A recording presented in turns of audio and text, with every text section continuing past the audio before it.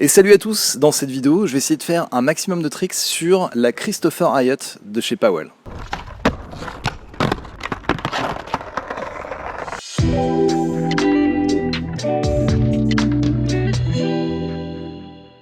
J'espère que vous allez bien, je vais donc vous parler aujourd'hui de mon nouveau setup parce que donc récemment j'ai cassé la DK900 avec laquelle je skatais sur un pop Chauvitte mal replaqué.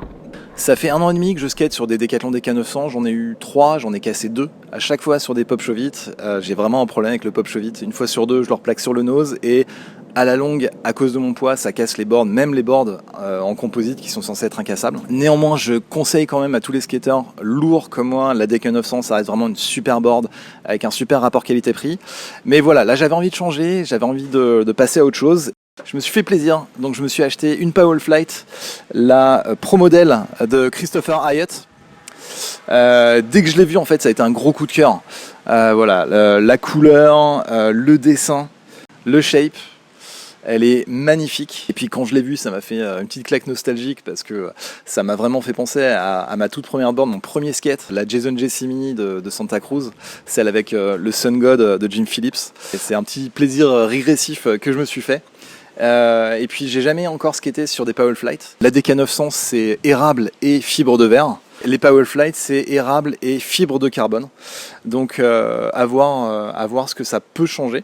Maintenant, est-ce que je vais être capable de skater cette board avec ce shape si particulier? Moi, ça fait 35 ans que j'ai pas mis les pieds sur un shape old school comme ça. Voilà, donc je vais aller essayer cette board, faire ma session dessus, faire un maximum de tricks. Je vais surtout essayer de voir si toutes les figures que j'arrive à faire sur une Popcycle, j'arrive à les faire sur ce shape et vous donner mes impressions. La vraie question que je me pose, c'est est-ce que je vais réussir à faire un kickflip vu la largeur de la board? Rien n'est moins sûr. Pour skater, je vais aller là-haut sur le toit. Je m'étais mis ici parce qu'il y a beaucoup de vent, donc je voulais pas que ça me gêne pour le son. Donc c'est parti, je vais tester la Christopher Hyatt de chez Powell.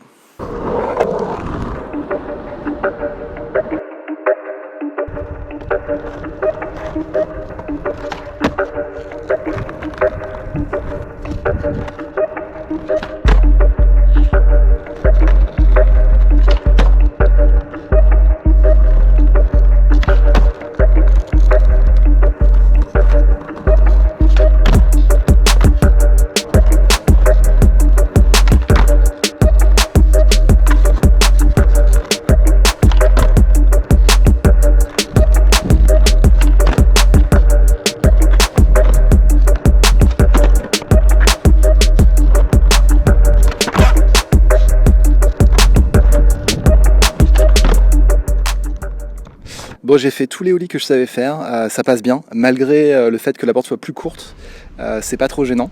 Bon, par contre, je me suis vraiment galéré sur les nollies, mais ça je m'y attendais, le nose est tellement court que c'est très difficile à popper.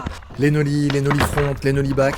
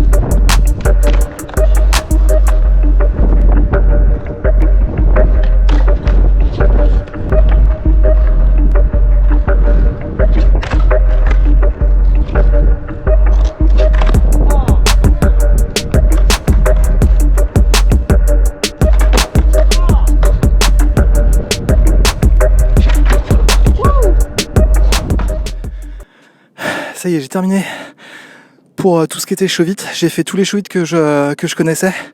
Bon, il y en a peut-être encore quelques-uns si je me creuse un peu la tête, mais là de toute façon j'ai fini ma session. Je suis mort parce que j'ai encore tryhard comme un con sur tout ce qui était nollie. Le pire c'était nose manual Chauvitte. Normalement c'est un truc que je rentre tellement facilement. Et là ça m'a énervé, ça passait pas et donc j'ai passé 10-15 minutes dessus.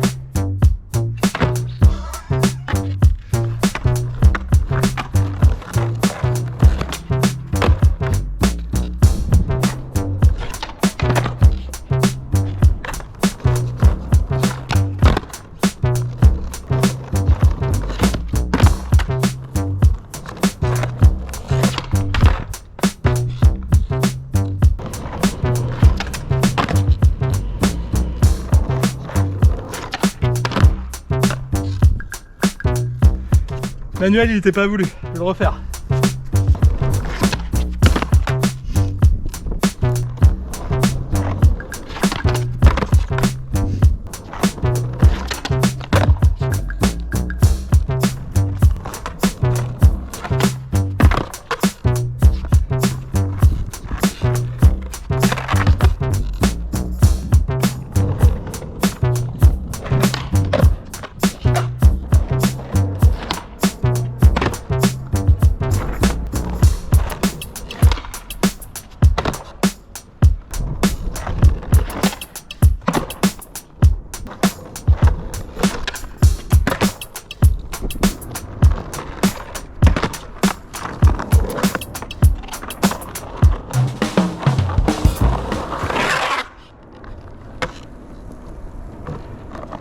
Ça y est, fin de session sur les tricks old school, c'était vraiment cool, je me suis bien marré.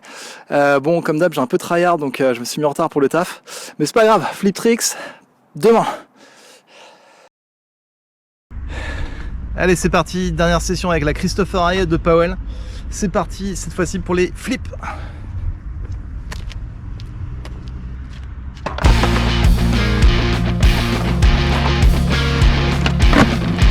dommage, presque fait en scratch.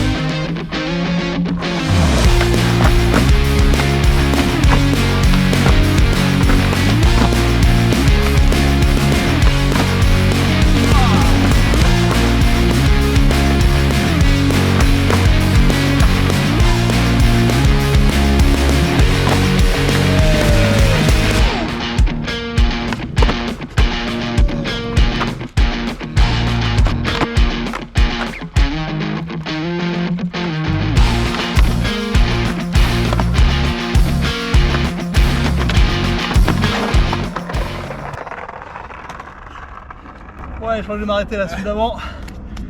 Il va compter, hein. L'hiver t'a dit que c'est le moment de s'arrêter. Ça y est, je m'arrête là avec cette board. J'ai réussi à faire dessus tout ce que je savais faire en flat, enfin je crois. Au final, le fait qu'elle soit plus courte et plus large, ça m'a absolument pas dérangé. Même pour les flips, le kick flip est passé, le heel flip est passé. Non, en fait, le seul truc qui m'a vraiment dérangé, c'est l'absence de nose. Alors je le savais en achetant cette board qu'elle avait pas de nose, hein. C'est pas une surprise, ça se voit comme le nez au milieu de la figure, c'est le cas de le dire. Mais je pensais pas que ce serait si chiant, surtout pour moi qui adore faire des noses manuelles par exemple. Bon, alors c'est faisable, hein, ça reste faisable, mais c'est vachement moins confortable. Quoi qu'il en soit, c'est ma nouvelle board, donc je vais faire avec, et je compte bien skater avec le plus longtemps possible, sans la casser. D'ailleurs, à ce propos, dans l'intro, je me demandais si j'allais voir une différence entre la fibre de verre de la Decathlon DK900 et la fibre de carbone de la Powell Flight. Je trouve que la Powell Flight est plus rigide, qu'elle a moins de flex que la DK900. Ce qui est une bonne chose pour moi, parce que le flex de la DK900, c'est quelque chose qui m'a toujours un petit peu dérangé. Dernier truc que je voulais dire sur cette Powell Flight, vous l'avez peut-être remarqué dans l'intro, j'avais des rails sur la board, et après, pendant mes sessions, j'en avais plus. Ces rails, ça a été toute une histoire, un vrai casse-tête. Comment faire pour fixer des rails sur une board qui est aussi fine qu'un téléphone? Est-ce qu'on doit les coller ou est-ce qu'on doit les visser en prenant le risque que les vis traversent le plateau? Grâce à la communauté skate, j'ai réussi à avoir la réponse et ça mérite une vidéo, donc je vous raconterai ça très bientôt. Je vous dis à la prochaine, je vous embrasse, ciao.